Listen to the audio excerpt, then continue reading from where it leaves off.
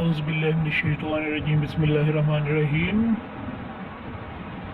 میں پروفیسر عمران احمد آپ کے ساتھ نئے ٹاپک کے ساتھ نیل بوہر ایٹامک ماڈل اینڈ لیمیٹیشنز کے ساتھ آپ کی خدمت میں حاضر ہوں۔ اور اسٹوڈنٹس، آج ہم ڈسکس کریں گے لاسٹ لیکچر کا ہی یہ ایک پارٹ ہے، کچھ چیزیں اس میں مس تھیں تو ان چیزوں کو یہاں پہ ایک بار پھر آپ کے سامنے ڈسکس کرنے کی کوشش کریں گے، اور امید کرتا ہوں کہ آپ اس سے کچھ سیکھیں گے۔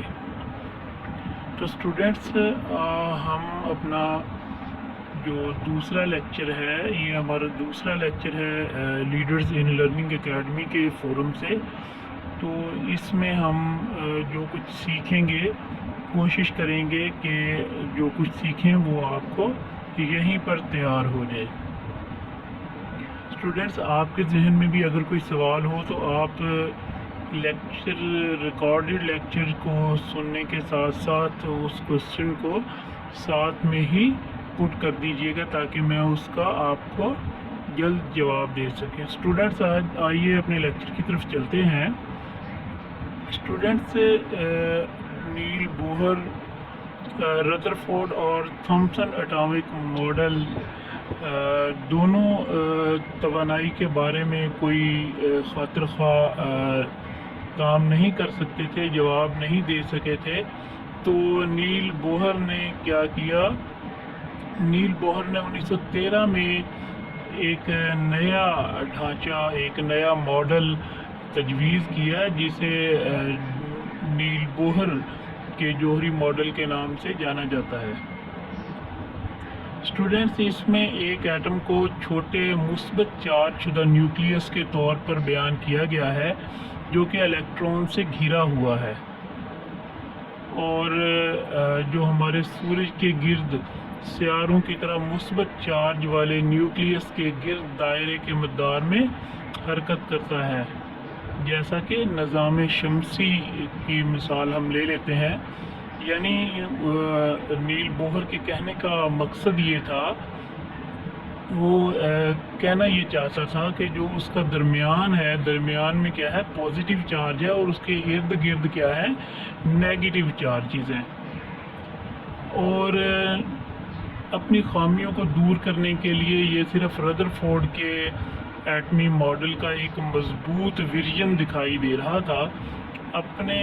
وہ اپنے زیادہ تر عقائد کا اشتراک کرتا ہے اور بشمول نیوکلیس اور اس کے گرد موجود الیکٹرونز کا تصور پیش کرتا ہے۔ پروٹون درمیان میں ہوتا ہے نیوکلیس میں، اس پر پازیٹیو چارج ہوتا ہے، تو پازیٹیو چارج جو ہے وہ اس کے گرد کیا ہوتے ہیں؟ اس کے گرد کیا ہوتے ہیں؟ نیگیٹو چارجز ہوتے ہیں۔ نیگیٹو چارجز کیا ہوتے ہیں؟ یہ اپنے اپنے مدار کے اندر کیا کر رہے ہوتے ہیں؟ حرکت کر رہے ہوتے ہیں، موو کر رہے ہوتے ہیں، سرکولر گھوم رہے ہوتے ہیں، ارد گرد گھوم رہے ہوتے ہیں۔ تو اسٹوڈنٹس، بیسکلی نیل بوہر کے ایٹامک ماڈل پیش کرنے کی وجہ ہی یہی تھی کہ وہ بتانا یہ چاہ رہا تھا کہ جو پازیٹیو چارج ہوتا ہے نیوکلیس کے اندر، اس کے گرد نیگیٹو چارج جو ہوتے ہیں وہ گھوم رہے ہوتے ہیں۔ جیسا کہ یہ بوہر نے ایٹامک ماڈل دیا تھا نائٹروجن ایٹم کا، تو یہاں واضح دیکھا جا سکتا ہے کہ درمیان میں نیوکلیس میں کیا ہے؟ پروٹون ہے، یعنی پازیٹیو چارج ہے۔ اس کے پہلے شیل کے اندر کیا ہے؟ دو نیگیٹو چارجز ہیں، دوسرے شیل کے اندر 5 نیگیٹو چارجز ہیں۔ تو اسی طرح سے یہ بوہر نے جو نائٹروجن کا ایٹامک ماڈل دیا تھا، اس کی وضاحت اس تصویر کے اندر موجود ہے، جس میں پازیٹیو چارجز جو ہیں وہ نیوکلیس کے اندر، جبکہ اس کے ارد گرد 2 شیلز ہیں جن میں نیگیٹو چارجز ہیں۔ نیگیٹو چارجز جتنے دور ہوتے ہیں اتنے زیادہ پاورفل ہوتے ہیں، جبکہ جو پازیٹیو چارجز ہیں ان کی نسبت نیگیٹو چارجز کی اسٹرینتھ زیادہ ہوتی ہے۔ یہی وجہ ہے کہ دور سے جو الیکٹرونز ہم دیکھتے ہیں ان کی اسٹرینتھ جو ہے وہ زیادہ ہوتی ہے نیوکلیس سے. تو اسی طرح سے نیل بوہر نے جو ایٹامک ماڈل دیا اس کی خصوصیات جو ہے وہ یہاں ہم ڈسکس کریں گے. الیکٹران تابناک توانائی کے اخراج کے بغیر مستحکم مداروں میں نیوکلیس کے گرد گھومتے ہیں. جو الیکٹرانز ہیں وہ کیا کرتے ہیں, وہ مستحکم مداروں میں نیوکلیس کے گرد گھومتے ہیں. الیکٹران جو ہیں وہ چونکہ نیگیٹو چارجز ہوتے ہیں ان پہ, تو وہ کیا کرتے ہیں, وہ نیوکلیس کے گرد گھومتے ہیں, پازیٹیو چارجز کے گرد گھومتے ہیں. اور ان کے جو ہوتے ہیں ان کے خاص, ان کے مدار میں خاص توانائی ہوتی ہے, اور اس توانائی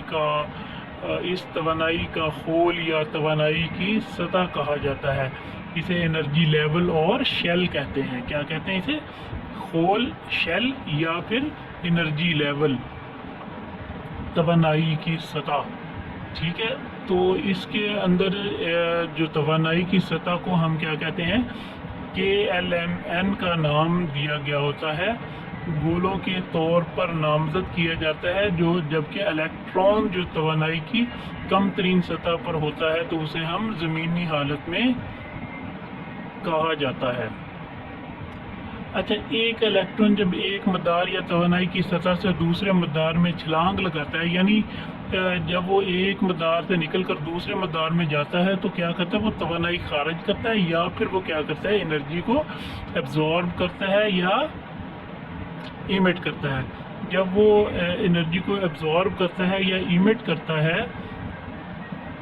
تو یہ توانائی کی سطح سے کم توانائی کی سطح پر کی طرف چھلانگ لگاتا ہے. زیادہ توانائی کی سطح سے کم توانائی کی سطح کی طرف وہ کیا کرتا ہے, وہ چھلانگ لگاتا ہے, تو یہ توانائی کا اخراج کرتا ہے. جب وہ چھلانگ لگاتا ہے, جب وہ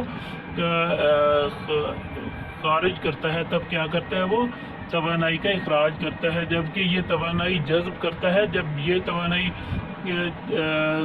کم سطح سے اعلیٰ سطح کی طرف چھلانگ لگاتا ہے. جب جذب کرتا ہے تب کیا کرتا ہے, کم توانائی سے کیا کرتا ہے, زیادہ توانائی کی طرف جو ہوتا ہے وہ سفر کرتا ہے. اچھا, جذب کرنے والی یا خارج ہونے والی جو توانائی دو توانائی کی سطحوں E1 اور E2 کو توانائیوں کے درمیان فرق کے برابر ہے. اس کا تعین پلانکس ایکویژن سے کیا جاتا ہے. اچھا, ہمارے پاس کل انرجی جو ہے وہ کس کے ایکول ہے, E2 minus E1, del E equal to E2 minus E1. جبکہ یہ ہمارے پاس ایکول کس کے ہوتی ہے, ایکول ہمارے پاس ہوتی ہے تختی کا مستقل H جو کانسٹنٹ ہے اس کے, اور دوسرا جو ہوتی ہے وہ کس کی ہوتی ہے, وہ V جو ہوتی ہے وہ ہمارے پاس فریکوینسی آف آئدر ایبزاربر اور ایمیٹر الیکٹرو میگنیٹک ریڈیشن, یعنی جو توانائی خارج یا جذب کرتا ہے, جذب شدہ مقناطیسی تابکاری جو ہے اس کی فریکوینسی جو ہے اس کو ہم V سے شو کرتے ہیں. اسی طرح سے توانائی کے خولوں میں گھومنے والے جو الیکٹران کی رفتار ہے وہ اس کے ذریعے دی گئی ہے, جیسا کہ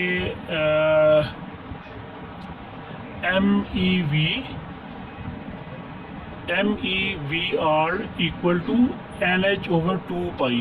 یہاں پر N جو ہے وہ number of corresponding energy shell ہے.